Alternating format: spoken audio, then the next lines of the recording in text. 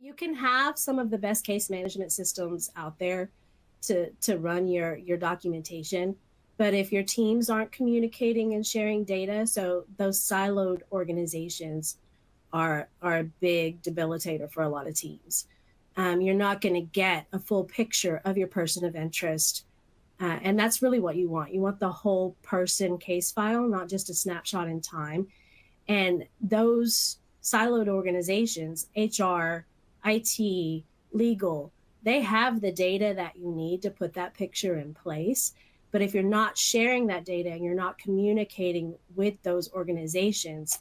you are going to lose a big part of the data that you need to do a proper threat assessment. And I've seen it repeatedly through industry, time and time again, where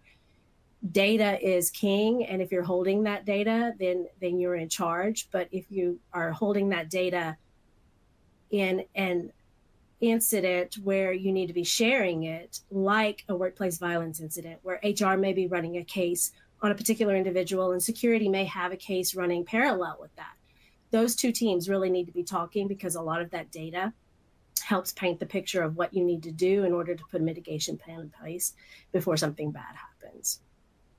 So that's a big piece of it.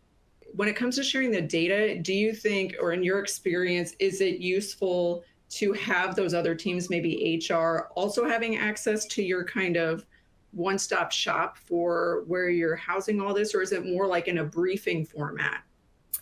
It's a little bit of both. Relationship building is really key, but it's also having that centralized case management system that allows each of the